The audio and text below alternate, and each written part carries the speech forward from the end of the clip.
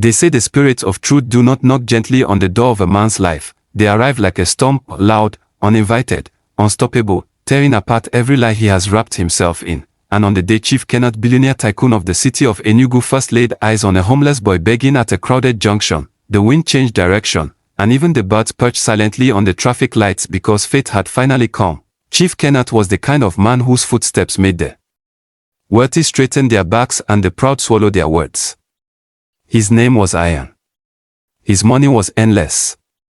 His empire spanning real estate, technology, farming estates, transport fleets, and political influence was the kind of kingdom kings envied.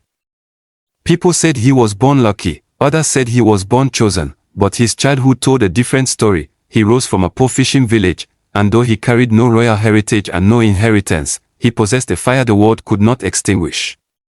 His rise was a miracle of sweat, stubbornness, and a heart hardened by loss, but his wealth, under his fame, under the marble floors of his mansions and the velvet seats of his private jet, Chief Kenneth carried a wound that no potion, no oracle, no prayer had healed. He had once been a father, for only 2 weeks, then tragedy snatched the title away. His infant son, his first child, his pride. His sunrise was taken by kidnappers in the middle of night. A ransom note was dropped at the gate. By the time the police intervened, the baby was gone. The kidnappers disappeared. The only clue left behind was the memory of the scar, a strange, crescent-shaped mark on the baby's left hand, an exact replica of the one on the chief's, a rare scar he himself had received as a child in the village shrine, after a mysterious fever nearly took his life. The village herbalist had told his parents, "This boy is marked. Not cursed, not blessed, marked.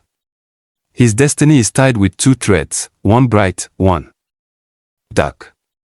Should the threads ever separate, the world will shake before they join again." At the time, it sounded like one of the thousands of stories herbalists used to frighten children into obedience, but when the chief became a father and saw that same scar on his newborn son, something inside him awake. He felt destiny had returned with its drum, and when the baby was stolen, the drum went silent. For years, decades, the chief became cold. His marriage failed, his laughter ends, his eyes hardened. He built empires, but he could not rebuild himself. His heart was a locked door, and he swallowed the key. The city of Enugu was alive that harmattan morning. Dust floated in the air like restless spirits. Buses groaned, Okodas zigzagged recklessly, hawkers danced between lanes with trays balanced like fragile kingdoms on their heads. Horns blared like angry deities, and in the middle of it all, a convoy rode through a line of polished black SUVs, flanked by escorts wearing sunglasses. Even in the dusty haze, people knew the sight. They stepped aside, heads bowed. "It is the chief. Money father. May God bless me the way he blessed this man." Inside the back seat of the leading SUV, Chief Kenneth sat, expression carved from stone. His phone buzzed every few minutes. Aides updated him. Advisors begged him to approve proposals. Politicians pleaded for donations. His mind remained in its fortress. Nothing moved him anymore, nothing shook him, nothing pierced him, until that moment. The convoy slowed slow at Dennis Junction, the busiest in the capital, and through the tinted window, he saw him, a boy thin, sunburnt, barefoot, standing timidly between 2 lanes of traffic, clutching a tin can that jingled with a few coins. His clothes were torn, his hair uncombed, his face smeared with the dust of hardship. He was begging, just another child swallowed by poverty, nothing special, except. The chief's eyes narrowed, his heart lurched, an unfamiliar, forgotten sensation, there, on th. The boy's left hand, a scar, not just any scar, the scar, the crescent-shaped mark, the mark that had not appeared on any other human he had ever encountered, the mark that belonged to only 2 people in the world, himself, and the son he lost 33 years ago. The chief's hand was shaken, something he had not felt since the night the kidnappers fled with his child. He leaned forward. "Driver, stop." The driver, "Sir." "I said stop the car." The convoy screeched to a halt. The boy stepped back, startled. Bodyguards poured out of the escort vehicles, forming a circle. Traffic stalled. People were taken, wondering if the chief was confronting a criminal, or perhaps a madman, but the chief opened his door himself. He walked toward the boy. His steps were heavy, like he was walking through memories instead of air. When he stopped in front of the child, the world held its breath. "What is your name?" the chief asked, voice low. "Joshua, sir," the boy said, hugging his tin can. "How old are you?" 13, I think. "The woman who raised me doesn't know the exact day I was born." Your parents, the chief's voice cracked. Joshua swallowed. I never met them, sir. The woman who raised me said she found me near the river when I was a baby wrapped in cloth. The chief exhaled sharply, like someone who had taken a punch to the chest. Come closer, he said. Joshua hesitated but obeyed. Your hand, the chief whispered.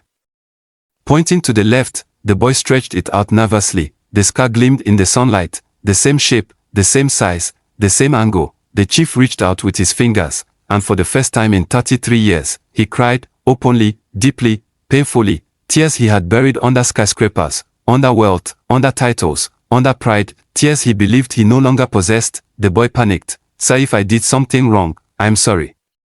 Please don't be angry. The chief collapsed to his knees. The crowd was in shock. Okada riders braked so hard their tires screeched. A billionaire kneeling on the street for a beggar. No one had ever seen such a thing. The chief grabbed Joshua and pulled him into a tight embrace. My son, he said, my lost child, my inheritance you have returned. The crowd were shocked. What is happening? Is the chief mad? No, look at his hand. They have the same scar. God has done it again. A drummer had begun a drama written long before either of them was born. The chief did not speak to anyone as he carried Joshua into the SUV. The convoy sped off. Inside the car, Joshua stared at him, unrest slightly. The chief wiped his tears and tried to steady his voice. Joshua, he said, listen to me. What I will tell you may sound strange, but it is the truth that has been buried for far too long. Yes, sir, I once had a son, the chief began softly. A boy who disappeared when he was only 2 weeks old. Stolen. Taken from my arms. That day, my life ended. I became a masked man, living but not alive. He paused. Joshua's eyes grew wider. That boy, the chief continued, touching the scar on Joshua's hand, carried this same mark. The mark only he and I share. Joshua blinked. Sir, does that mean I? The chief nodded slowly. You are him. Silence filled the car, a silence heavy enough to bend steel. Joshua looked down at his hand. But my mother said she found me, exactly where the kidnappers abandoned you, my son, the chief said. The riverbank. The same night the police raided the kidnappers' hideout. They panicked. They ran. Tears welled in Joshua's eyes, not because of joy, but because of fear, confusion, and the sudden upheaval of everything he thought he knew. Does that mean Mama lied to me? He said. No, the chief said firmly. She saved you. She raised you. Without her, you would have long gone. She is part of your destiny. Joshua clutched his tin can tightly. His voice broke. Sir, if I am your son, why didn't you find me earlier? The chief's heart twisted painfully. His voice cracked again. Because destiny hid you from me. Because the gods wanted me to learn humility. And wanted me to become a man worthy of fatherhood before returning you to me. He inhaled deeply. And because I stopped believing you were alive. Joshua looked at him not with anger, not with joy, but with the innocence of a child who had known only hunger and struggle. Sir, if I am your son, what will happen to me now? The chief smiled through his tears. You will come home. The estate was not merely a mansion. It was a kingdom wrapped in marble, glass, and gold. The gates towered so high that visitors often wondered whether the chief was guarding wealth or hiding sorrow behind them. Tall Iroko trees lined the driveway, their shadows marching like silent soldiers as the convoy rode inside. Birds perched on the balconies. Water fountains shot upward as if saluting the returning prince they did not know had been missing for decades. Joshua stared at everything, his mouth slightly open, eyes wide as the moon over the lagoon. The chief watched him silently. He remembered bringing his baby home from the hospital. The nursery his wife decorated with the colors of dawn. The tiny crib carved from mahogany, the soft blankets. The toys that never carried the scent of a child long enough, all of it smashed when the kidnapper struck. As Joshua stepped out of the SUV, he held his tin can tightly. It was the only possession he had in the world. Bodyguards tried to take it from him. But the chief raised a hand sharply. Leave him, he said. Joshua looked up at the mansion again. Sir, are we allowed to enter? He asked timidly. The chief placed a hand on his shoulder. Joshua, you are not a visitor here. You are home. Joshua lowered his gaze. A strange mixture of fear, disbelief, and something he could not yet name hope swirled inside him. They stepped through the grand doors into an interior so elegant it seemed unreal. Chandeliers hung from the ceilings like clusters of captured stars. Portraits were seen hanged on the wall. Rugs woven from the rarest materials covered the floors. So before dawn broke, the chief summoned an old acquaintance, the revered oracle priest from Bonga village. The man arrived wrapped in white cloth, his staff tapping the floor lightly as he entered. "You called on the ancestors," the oracle said. They answered. "What troubles you?" The chief sighed.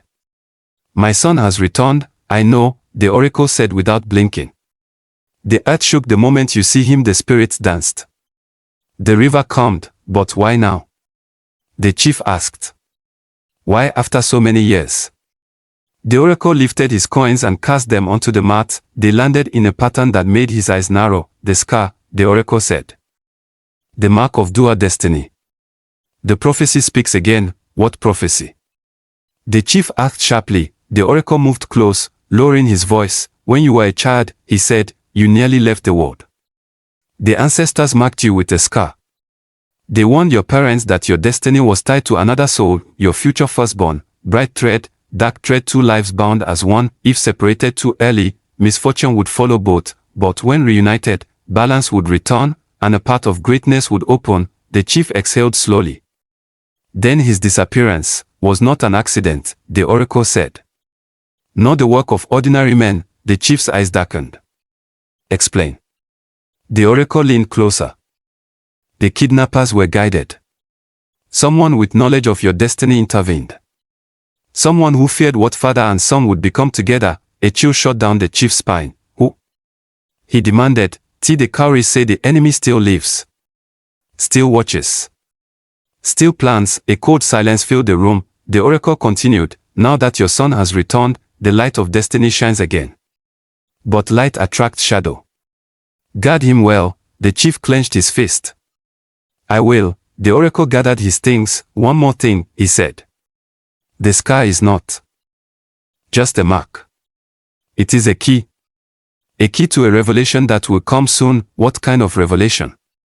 The oracle smiled. "When it comes, you will not ask me.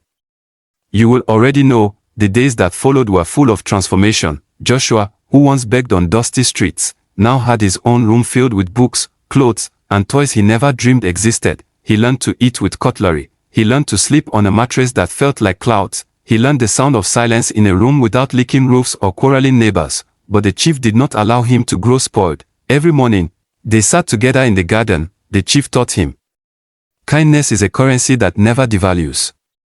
Wealth is a tool, not a throne. Power is responsibility, not pride. Joshua listened closely, absorbing each lesson like dry earth welcoming rain. For the first time in his life, he began to believe he was destined for more than begging on the roadside. While father and son bonded, the enemy the oracle warned about stirred from silence. Far away, in a mansion cloaked in darkness, a man watched the news report about the billionaire finding his lost son. His jaw tightened, his eyes narrowed, his fingers tapped the table rhythmically. He acknowledged. "So the boy resurfaces after all these years." He stood slowly. "No matter. What was begun decades ago must be finished." His shadow stretched across the room. And somewhere deep within the earth, the spirits shake. One evening, police arrested 3 elderly criminals in a raid. Among them was a man who, during interrogation, confessed to an old kidnapping case, the same case involving the chief's son. The chief was summoned. The criminal, now weak and tired, looked up with regret. "We didn't want to kill the child," he said. "Police sirens scared us. We dropped him in the bush. We thought someone would find him." The chief clenched his fists. "What of my wife? She left the world from the pain." The kidnapper lowered his head. "I am sorry. Truly sorry." The chief swallowed his rage. The man would not restore anything. Instead, he walked away with Joshua by his side. Some stories, he realized, must be left in the hands of fate. Years passed. Joshua grew into a strong, wise young man. He became a voice for the forgotten. A leader in training, a symbol of destiny's resilience. Whenever he and the chief addressed the public together, people marveled at their identical scars, father and son bound by a mark fate refused to erase. The chief transformed too. He opened orphanages, sponsored thousands of children, funded healthcare for the poor. His wealth no longer built walls, it built bridges.